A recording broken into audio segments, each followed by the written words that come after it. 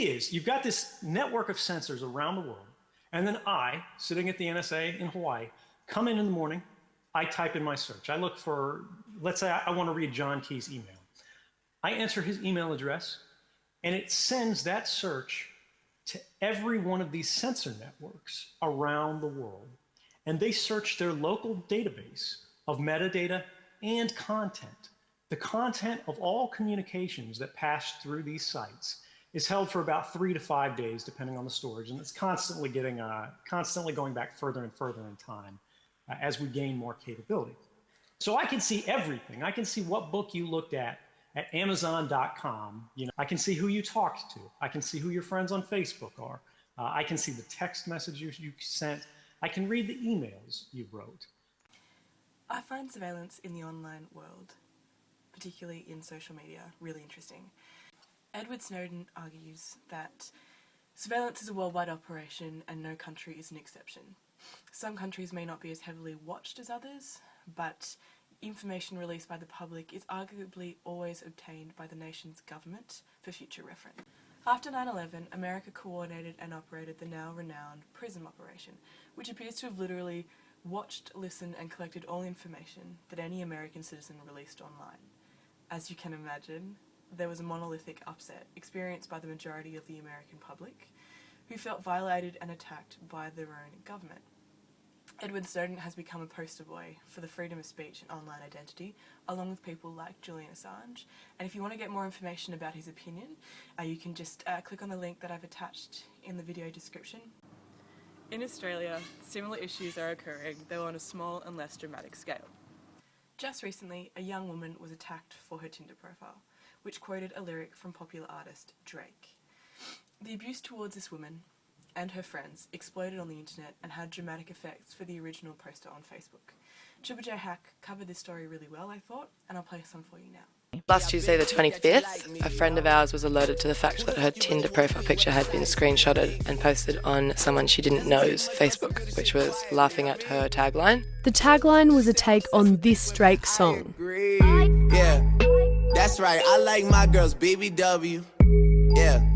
Type don't wanna suck you dry and then eat some lunch with you. Olivia is a huge Drake fan, and the tagline was the type of girl that will suck you dry and then eat some lunch with you. So he'd posted it on Facebook and written, "Stay classy, ladies." If you would like to see the whole audio done by Triple J Hack, just click on the link that I've provided in the description below to get a further understanding on the issue. Due to these blurred lines with the privacy settings for social media, the opinions of all individuals vary for each individual circumstance. Trodia on Social Media as Surveillance examines this ambiguity, arguing that Facebook's users make their lives visible to each other, and this exchange enables other kinds of visibility that users do not anticipate. I find this completely correct. Some information released by Facebook or Twitter or Instagram users can be completely anticipated or completely surprising to their friends or followers. So when people try to delete an embarrassing image or text or tweet or post or image, the attention it provides can be intense. There is no second chances like there used to be. The woman I mentioned previously who had been attacked for her Tinder profile won't be able to remove that Tinder profile from her life because social media has attained that image, and now thousands of people worldwide have viewed the image, shared it, may have saved it on their computers or phones, and may well call upon it for future reference.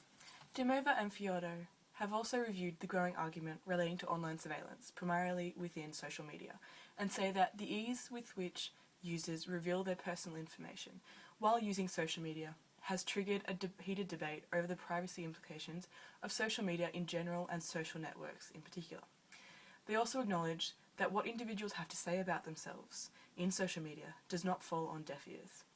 A person who views the online profile of another person usually forms impressions that are congruent with the profile's owners. What will happen now with social surveillance and social media? What will happen to every blog and tweet, every Instagram image that you post? I agree. I think that we need to be responsible for our words and actions online. However, the responsibility must be taken also by the social media platforms to provide a more protective and respectful reaction to the attack on individuals. We are currently moving away from verbal and physical attacks, yet the movement towards expression on the internet, which allows cowardly and cruel people to express hurtful and violent remarks is becoming worrying and needs to be watched to ensure little harm is caused. The argument of surveillance will continue on because the feeling of being watched online or otherwise will make people feel distrusted and attacked. But we need to ensure that people with surveillance feel that they are being watched in an honest and trustful way to ensure that no harm is done to them.